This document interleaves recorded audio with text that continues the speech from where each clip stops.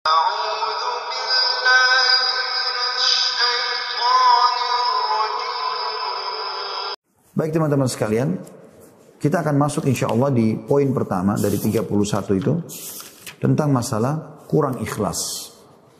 Penulis mengangkat di halaman 8-nya di sebab lemah iman yang pertama adalah kurang ikhlas. Allah SWT berfirman dalam surah Bayyinah ayat 5. Karena Anda belum pegang bukunya mungkin Anda bisa membuka Al-Quran surah Bayyinah ayat 5. A'udzu billahi minasyaitonir rajim wa ma umiru illa liya'budullaha mukhlishina lahud-din hunafa. Padahal mereka tidak disuruh kecuali supaya menyembah Allah dengan memurnikan ketaatan kepadanya dalam menjalankan agama yang lurus. Jadi di sini ada potongan ayat memurnikan ketaatan kepadanya, kepada Allah maksudnya, berarti ikhlas. Juga dalam surah Al-Hajj ayat 37 dari yang kedua Allah berfirman, A'udzu billahi minasyaitonir rajim, la yanalallaha luhumuha wala dima'uha walakin yanalut taqwa minkum. Daging-daging unta dan darah-darah yang kalian sembelih itu untuk kurban sekali-kali tidak dapat mencapai keridhaan Allah, akan tetapi ketakwaan dari kamulah yang dapat mencapainya. Allah tidak butuh dagingnya, tidak butuh darahnya, yang butuh kamu tahu ini sebuah perintah atau enggak. Ibnu Abbas radhiyallahu anhu berkata, artinya adalah bahwa yang dapat sampai kepada Allah adalah niat dari orang yang melakukan hal itu. Dan nilai suatu perbuatan amat tergantung pada niat. Barang siapa yang baik niatnya, maka perbuatannya itu akan menjadi baik dan ia pasti teguh, terhindar dari kelemahan dan terhindar dari fitnah dalam beragama, dan ia akan terhindar dari kesesatan dan penyimpangan sebagaimana Allah berfirman dalam surah Al-Hijr ayat 40. Surah Al-Hijr ayat 40. A'udzu billahi minasyaitonir rajim illa ibadaka minhumul mukhlasin. Iblis berkata, ya, saya akan sesatkan mereka semua anak Adam ini kecuali hamba-hambamu yang ikhlas di antara mereka. Baik teman-teman sekalian, kita akan coba bedah dulu sebelum melanjutkan paragrafnya. Amal itu yang Anda kerjakan, mau sholat, mau puasa, mau haji, mau umrah, mau sedekah, bakti sama orang tua, jenguk orang sakit, zikir, berdoa dan segala macam, hanya akan diterima kalau memenuhi dua syarat mutlak. Yang pertama, ikhlas. Kata Nabi SAW dalam hadis riwayat Abu Daud dengan sanad sahih, Inna Allah la yakbalu amalan illa makana khalisan liwajhi. Allah tidak akan pernah menerima amalan kecuali yang ikhlas karenanya. Kecuali yang ikhlas karenanya, gitu kan. Jadi memang ikhlas ini harus. Dan lawan ikhlas, kalau Anda mau tahu, adalah riya. Anda pamer, mau dipuji orang, nah itu berarti tidak ikhlas. Berharap balasan, itu berarti tidak ikhlas. Kalau Anda tidak berharap balasan kecuali dari Allah SWT, Anda ikhlas. Kirimkan piring makanan kepada tetangga, kembali berisi lagi atau tidak, ya tidak ada masalah bagi kita. Oke-oke saja. Gitu kan? Karena memang kita berharap wajah Allah, bukan dia. Dia kasih juga di sini, alhamdulillah. Tidak dikasih, tidak ada masalah. Kita tidak berharap balasan. Kita berikan sedekah kepada orang miskin, walaupun dia tidak ucapkan terima kasih, tetap aja. Ciri orang tidak ikhlas itu, begitu dia kasih, udah duitnya dikasih 500 rupiah, 500 perak, 1000 atau 2000, kasih orang miskin. Begitu kasih, orang itu langsung pergi. Mungkin dia buru-buru ingin mengejar mobil lain di lampu merah atau apa saja. Wah, memang dasar gak tahu terima kasih. Berarti dia berharap pujian itu. Rugi benar. Orang ikhlas tidak akan begitu. Bahkan dia berharap kalau perlu orang itu terima lalu pergi, gak ada masalah bagi dia. Karena bagi dia antara dia sama Allah SWT. Bahkan orang ikhlas itu sering kali melakukan perbuatan berharap tidak ada yang tahu malah. Dia kasih, gak ada yang tahu dari dia. Dari mana? Hamba Allah. Ada orang dibisikin sama syaitan, ganggu keikhlasannya. Begitu diiklankan di masjid dekat rumah. Bapak ibu sekalian muslimin muslimat, masjid kita lagi butuh bantuan. Siapa yang mau menyumbang silakan datang ke masjid membawa begini dan begitu. Ya. Kemudian Anda datanglah menyumbang. Begitu ditanya pengurus masjid, atas nama siapa? Kalau Anda ikhlas, hamba Allah aja. Kalau yang tidak ikhlas, oh haji fulan bin fulan bin fulan. Ya, kalau perlu tanya, tulis itu haji berapa kali. Ya. Atau hajjah fulana binti fulan dan seterusnya. Naudzubillah. Lalu kemudian disebutlah namanya, dia lagi di rumah, dia dengar tuh pakai mikrofon masjid, yang telah menyumbang haji fulan dan fulan. Syaitan bisikin hatinya, tuh namamu disebut. Oh iya, selesai. Hanya sebatas itu. Untuk apa teman-teman ria ini? Untuk apa? Manfaatnya apa? Hilang.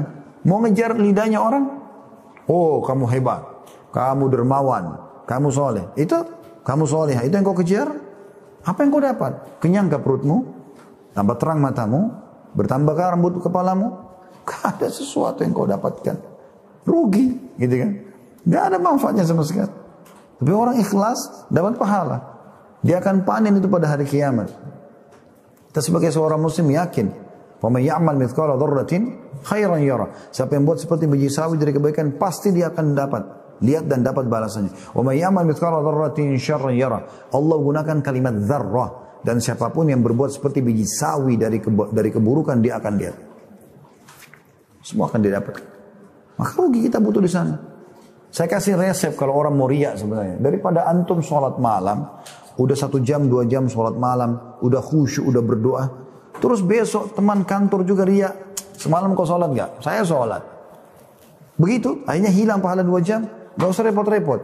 Malam hari kalau mau tahajud, cari siapa yang jadi target anda besok. Misal atasan fulan, teman fulan. Ketuk rumahnya bel, saya mau sholat malam, lihat nih. Selesai. Gak usah tunggu besok pagi, kan rugi. Buang-buang waktu itu. Ya.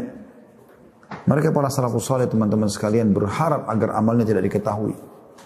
Dan Nabi SAW juga sudah mengatakan dalam hadis sahih riwayat Muslim, Inna Allah yuhibbu taqiyul ganiyul khafi. Allah cinta sekali dengan hamba yang taqi, suka patuh pada Allah. Yang diperintahkan kerjakan, yang dilarang jauhi. Yang halal nikmati, yang haram tinggalkan. Lalu ghani, kaya, suka bersedekah. Dan khafi, suka merahasiakan amalnya. Sebagian salafus saleh teman-teman pernah bersedekah 20 tahun. Bukan 20 tahun malah, seumur hidupnya sekian tahun dia bersedekah. Gak ada yang tahu kalau dia bersedekah. Termasuk orang-orang miskin yang menerima sedekahnya. Dinukil sebuah kisah seorang penduduk Madinah dari cucu Nabi SAW. Orang ini sangat soleh. Setiap habis sholat malam, dia gak cerita sama istrinya. Dia ambil gandum, ya, berkarung-karung 1 kilo, diangkat sampai 100 kilo. Pikul di karung besar, diputar di pundaknya, dibawa. Dia naik kuda, dilempar ke rumah 100 orang miskin. Dia nggak ketuk ya, ini dari saya, nggak ada. Taruh, pergi. Itu puluhan tahun dia berjalan. Anda tahu kapan ketahuannya? Pada saat orang ini sudah meninggal dunia. Jenazahnya itu disolati, ternyata di pundak sebelah kanannya ada bekas warna hitam. Ditanya istrinya, kenapa ini pundak suamimu? Dia bilang, saya juga tidak tahu. Istrinya nggak tahu. Saya juga tidak tahu. Hanya saja saya tahu kalau malam-malam biasa dia keluar bawa karung. Karena dia tidak cerita, saya juga tidak tanya gitu. Lalu kemudian pada saat itu ada orang-orang tersebarlah begitu di Madinah. Ternyata ada orang-orang miskin yang biasa terima kantong-kantong gandum. Sekarang sudah tidak lagi semenjak orang itu meninggal. Baru ketahuan kalau dia lakukan. Puluhan tahun. Seorang di antara mereka teman-teman berpuasa sunnah. Senin Kamis. 20 tahun lebih istrinya nggak tahu. Kok bisa? Bukan dia tidak bisa cerita sama istrinya, bukan dia tidak bisa ajak, tapi rupanya sebelum menikah, ini ijtihad dari dia ya. Sebelum dia menikah dia nggak pernah sama sekali, dia selalu puasa Senin Kamis. Begitu dia nikah dia tidak cerita sama istrinya kalau saya puasa Senin Kamis. Istrinya seperti layak semua istri nyiapin makan suaminya. Kalau Senin sama Kamis dia nggak bilang, nggak usah saya lagi puasa, enggak. Dia diam saja, dia bawa, suruh bungkusin. Istrinya pikir dia makan, dia kebetulan punya toko di satu tempat gitu ya. Di kota Irak pada saat itu, salah satu kota di Irak. Dia pergi, kemudian dia buka, kalau dia lagi makan siang dia panggil orang miskin dikasih makanan itu. Dia pulang ke rumahnya setelah maghrib. 20 tahun dia buka puasa, baru dia pulang ke rumahnya makan. Istrinya pikir dia nggak puasa, untuk jaga keikhlasan. Seseorang di antara mereka teman-teman sekalian pada saat dia tidur malam hari, dia tidurin istrinya sampai tidur, kemudian dia bangun sholat malam. Sampai istrinya tidak tahu bertahun-tahun begitu. Satu malam istrinya terkaget, lalu lihat suaminya sholat. Dibiarkan sama dia. Besok dilihat sama lagi. Terus begitu. Dan selalu kalau pagi-pagi matanya suaminya sampai memerah, kurang tidur. Lalu dia tegur satu malam suaminya pas turun, bos mau sholat malam, lalu kemudian dia mengatakan, wahai suamiku, kasihanilah dirimu. Aku perhatikan kau setiap malam begini. Entah sudah berapa lama kau nggak istirahat. Lalu kata suaminya, tidurlah wahai istriku kalau kau mau tidur. Sesungguhnya apa yang saya lakukan kebaikan buat saya dan kebaikan buat kamu juga. Maksudnya kalau saya masuk surga nanti kau juga dapat sama. Mereka menjaga amal itu. Jaga. Ada seseorang salafus saleh pernah sholat malam di hutan, diikuti oleh seseorang dan ketahuan dia sholat malam, gitu kan. Maka temannya ini kebetulan, ya, yang ikuti dia yang tahu dia sholat malam, diam-diam dia selalu dengar ayat yang dibaca, doa yang dibaca gitu. Pas sudah menjelang subuh, dia terdengar ada semak belukar. Maka orang yang sedang sholat ini kaget, lalu dia mengatakan, semoga Allah merahmatimu, keluarlah, kau mata-matai saya. Maka temannya mengatakan, iya, saya mau tahu, karena selama ini saya dengar cerita, kalau kau tidak pernah tinggalkan sholat malam, maka saya mau cari tahu.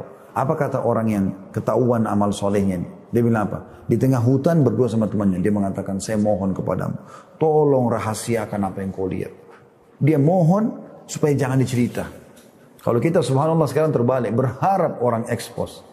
Nggak akan sedekah kecuali ada kamera. Sebentar. Dan shooting dulu kamera. Berdoa di depan Ka'bah, subhanallah, harus Ka'bah kelihatan. Sebentar. Ya, supaya ditahu berdoa di depan Ka'bah. Ada berapa kali saya tahu orang begitu foto. Kenapa akhi dan ukhti? Apa yang mau didapat? Ini lidahnya manusia.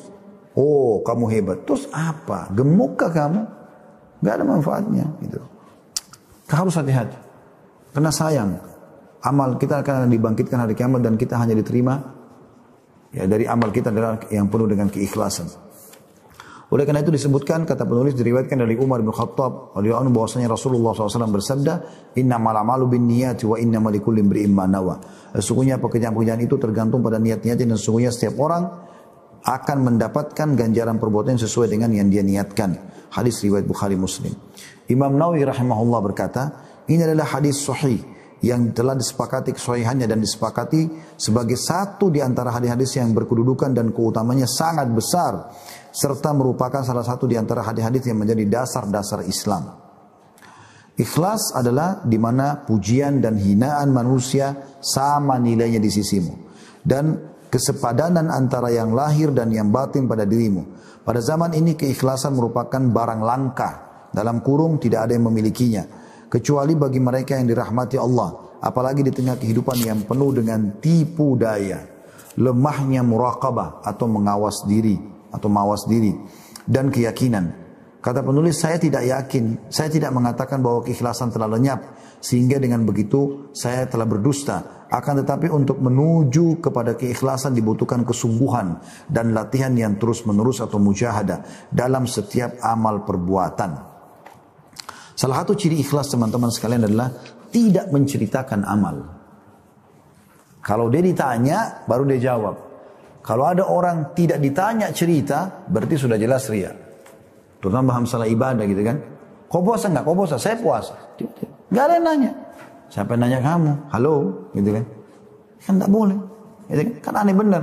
Tapi kalau kita mau ke masjid, tiba-tiba ada yang tanya. Mau kemana? Pak, mau kemana? Masa kita bilang, kalau saya bilang riak nih. Kan tidak mungkin. Ya saya mau ke masjid. Kan lagi ditanya. Kalau ditanya beda. Kalau tidak ditanya, nah ini jadi masalah. Satu perbuatan jika telah dinodai dengan berbagai macam noda, berupa riak, atau mencari kemasyhuran, maka sungguhnya sikap itu akan menjadikan seseorang lemah dalam melaksanakan pekerjaan itu. Bahkan pekerjaan itu akan menjadi sia-sia. Dari Abu Hurairah radhiyallahu anhu ia berkata, aku mendengarkan Rasulullah SAW bersabda, qala Allah Ta'ala, ana agna syurakai anisyirk, man amila amalan asyraka fihi ma'i ghairi taraktuhu wa syirku. Allah yang maha tinggi telah berfirman, aku paling sangat tidak membutuhkan kesyirikan. Partner, Allah enggak butuh itu. Ya, jadi ikut sertakan Allah salat untuk Allah, tapi juga untuk dipuji sama orang. Allah enggak butuh itu. Maka barang siapa yang telah melakukan suatu perbuatan yang dalamnya perbuatan itu yang mempersekutukanku dengan selain aku, kata Allah, maka aku akan meninggalkannya dan perbuatan syiriknya itu. Hadis sahih riwayat Muslim. Terkadang seseorang telah beriltizam atau bersikap konsisten hingga ia termasuk dalam golongan orang-orang yang konsisten. Akan tapi tujuannya bukan untuk konsisten itu sendiri, dan tidak pula bertujuan untuk mendapat ridho Allah, melainkan dia memiliki maksud-maksud lain yang dengan cepat akan menghancurkan sikap konsistennya itu. Karena ia tidak mengharapkan Allah dan juga kehidupan akhir. Abu Al-Qasim Al-Qusairi rahimahullah berkata, ikhlas itu adalah memusatkan niat dalam melaksanakan ketaatan hanya kepada Allah yang maha suci semata, yaitu melakukan ketaatan dengan maksud hanya untuk taqarrub atau mendekatkan diri kepada Allah. Tidak ada maksud lain, seperti untuk mendapat perhatian, pujian manusia, atau tujuan-tujuan lain yang bukan untuk mendekatkan diri atau taqarrub kepada Allah.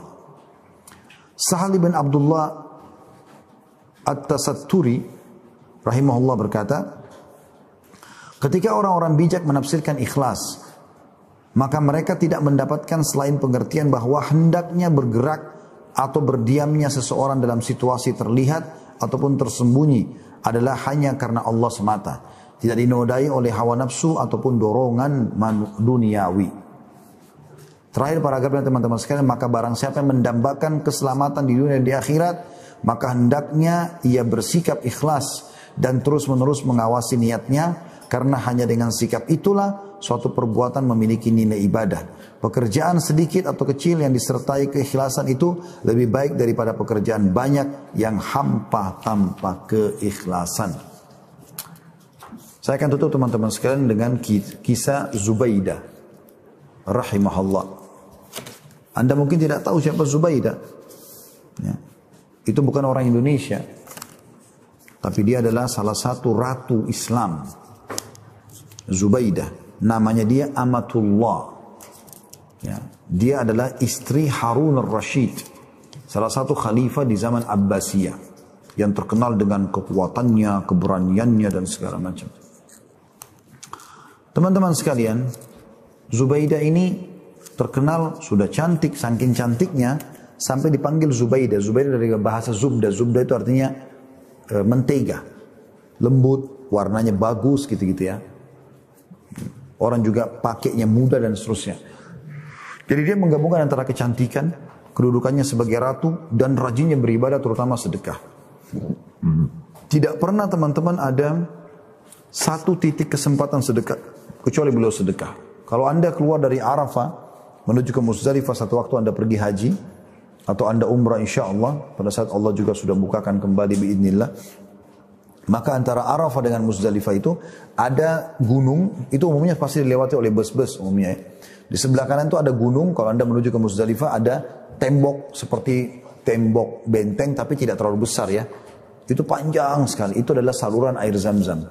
Dan juga antara Mekah, Taif sampai ke Irak ya, karena dulu ibu kota dinasti Abbasiyah dulu di Irak ya, sampai ke Irak ya, di Baghdad itu setiap berapa meter sekali, berapa mungkin kalau kita sekarang ukuran 1 kiloan atau 2 kilo, pasti ada sumur, itu semua perbuatannya Zubaidah rahimahullah. Jadi beliau suka sekali melihat, oh ternyata waktu pergi haji kok susah sekali ya jemaah haji ini, padahal zaman dulu tuh dia pun walaupun dia ratu dia pakai unta, gak ada AC kayak kita sekarang, tetap capek gitu kan. Tapi beliau akhirnya buat uangnya dia sendiri pribadi, mulailah dia buat sumur-sumur sampai yang jadi semua. Setiap ada jihad dia ikut partisipasi, semua dia ikutin, subhanallah. Satu waktu dalam sebuah kisah dinukil pada saat dia meninggal Zubaidah, ada satu ponakannya yang sayang sekali sama dia dan memang selalu dibantu juga oleh Zubaidah. Bermimpi tantenya ini datang, maka dalam mimpi karena tidak bisa diatur pertanyaan, ponakannya bilang, wahai tanteku, beritahukan kepadaku apa yang Allah balas kamu sekarang.